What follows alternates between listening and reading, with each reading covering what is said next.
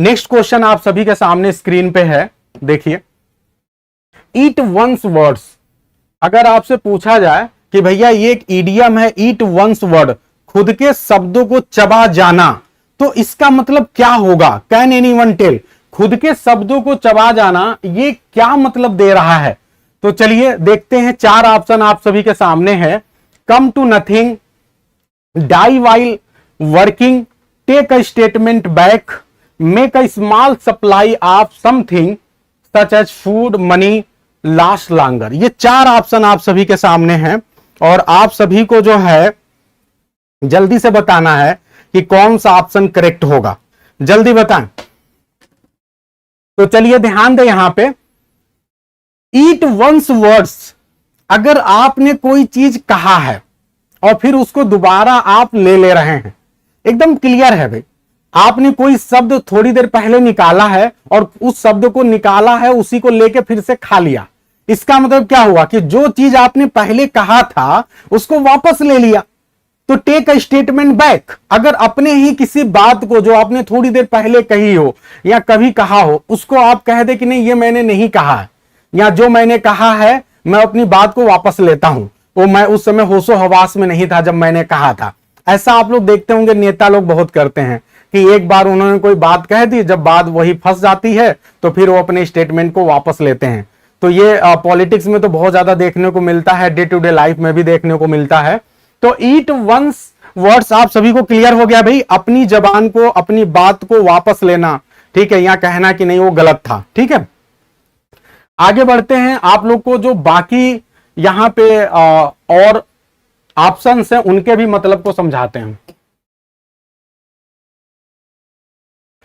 जरा ध्यान से देखेंगे यहां पे, ये आपको कम दिख रहा होगा, मैं बस आपको समझा दे रहा हूं, आप लोग सुनिएगा ध्यान से।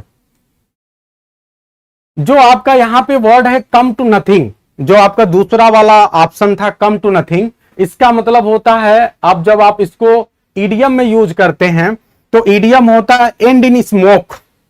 अक्सर बोला जाता है कि my all desires and in smoke. इसका मतलब क्या हुआ कि मेरी जितनी भी इच्छाएं थी वो जो है स्मोक में खत्म हो गई। इसका मतलब जो है अब वो खाक में मिल गई, अब उसका कोई अस्तित्व न रहा। आप सभी की बहुत इच्छा होगी कि हम टीजीटी एग्जाम को क्वालिफाई करें, लेकिन टीजीटी एग्जाम करवा ही नहीं रहा है, तो क्या होगा? बहुत से लोग पता नहीं क्या क्या प्लान करके कहीं इलाहाबाद, कोई बनारस, कोई ग्रेटर नोएडा, अलग अलग जगहों पे गया था तैयारी करने के लिए, लेकिन जब एग्जाम ही नहीं हुआ तो आपके होप्स पूरी तरह से क्या हो गए? एंड इन स्मोक हो गए। आपको फिर से घर लौटना पड़ा और फिर से अब उस तरह से पढ़ाई आपकी नहीं हो पा रही है। इसी प्रकार से आप ध्यान देंगे, जो दूसरा ऑप्शन आपका था वो डाई वाइल वर्किंग था। डाई वाइल वर्किंग के लिए जो इडियम यूज होता है वो है डाई इन हार्नेस। डाई इन हार्नेस, अगर आप काम करते हुए, किसी काम को करते हुए आपकी डेथ हो जाए, आप जॉब में हैं उसी दौरान आपकी डेथ हो जाए, तो बोला जाएगा डाई इन हार्नेस। ठीक है, और एक वर्ड बहुत ही प्यारा वहां पे फ्रेज था, एक आउट, AKEEKEOUT। अगर आप लोग इसका मतलब जो है ध्यान दे, बहुत अच्छा वर्ड है एक आउट।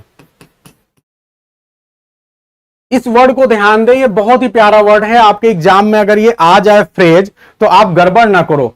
एक आउट का मतलब क्या होता है कि आपके पास सपोज करिए बहुत थोड़े से संसाधन है और अगर उन्हीं संसाधनों में आपको अपना खर्चा चलाना है तो आप क्या करोगे? बहुत थोड़े थोड़े खर्च करोगे। तो एक आउट का मतलब क्या हुआ कि किसी भी संसाधन आपका जो है उसमें आप बहुत ही डिफिकल्टी के साथ काम चला रहे हैं, आप मैनेज कर रहे हैं, मैनेज विद डिफिकल्टी। अब वो कोई भी संसाधन हो सकता है, आपका भोजन हो सकता है, आपके पैसे हो सकते हैं।